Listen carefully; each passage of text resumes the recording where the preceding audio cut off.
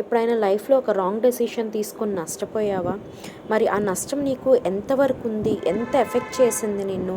మరి దేవుడు ఇక్కడ అంటున్నాడు, దేవుడు దుష్టులు న్యాయమైనట్టిదైనదు గ్రహింపరు, యెహోవాను ఆశ్రయించువారు సమస్తమును గ్రహిస్తారని దేవుడు మాట్లాడుతూ ఉన్నారు.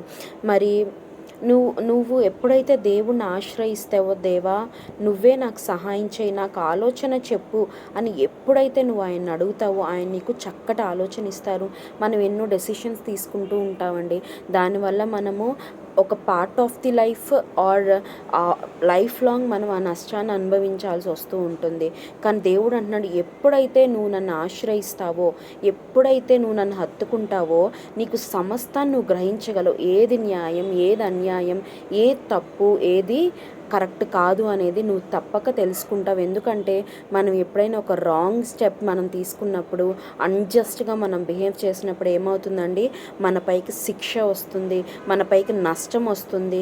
మరి కొంతమంది డెసిషన్స్ తీసుకుంటూ ఉంటారు. నేను ఇతన్ని ప్రేమించాను, నాకు ఇంకెవ్వరు అవసరం లేదని చెప్పేసి తల్లిదండ్రులు కూడా పక్కన పెట్టేసి ఆ వ్యక్తిని మ్యారేజ్ చేసుకున్నప్పుడు ముందు అతను బాగానే ఉంటాడండి, ఎంతో చక్కగా ప్రేమిస్తాడు, ఫోన్లో ఎంతో చక్కగా మాట్లాడతాడు.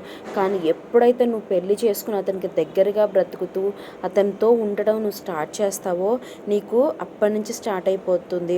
అప్పటి నుంచి తెలిసిపోతుంది అతని నిజ స్వరూపం ఏంటి అనేది నీకు తెలిసిపోతుంది. మరి అప్పటికే చాలా లేట్ అయిపోయినట్లు, నీ జీవితం అంతా దానివల్ల నష్టంలో కూరుకుపోయినట్లు.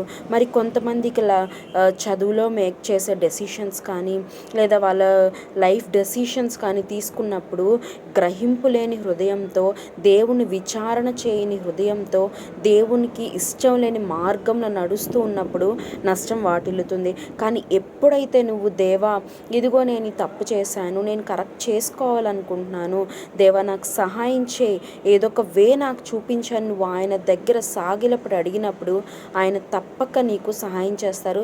సమస్తాన్ని గ్రహించేలా దేవుడు చేస్తాడు. మన అధికారం అంతట్లో దేవుని, మన ప్రవర్తన అంతట్లో దేవుని అధికారానికి మనం ఒప్పుకోవాలంట. అప్పుడు మనము రాజుల దగ్గర సైతం దేవుడు మనల్ని నుంచోపెడతాడు. దేవుడు మనల్ని కనపరుస్తానంటున్నాడు.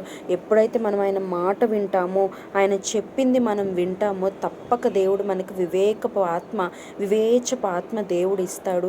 మరి ఆ ఆత్మతోటి మనం ఎన్నెన్నో గొప్ప కార్యాలు చేస్తాము, ఎన్నెన్నో మహోపకార్యాలు చేస్తాము, గొప్ప విజయం పొందుకుంటాము. కానీ దుష్టులు ఏమైపోతారంట, గ్రహింపరంట, మూర్ఖంగా ప్రవర్తిస్తూనే ఉంటారు, కఠినంగా, ఇంకా ఎవ్వరి మాట వినరు.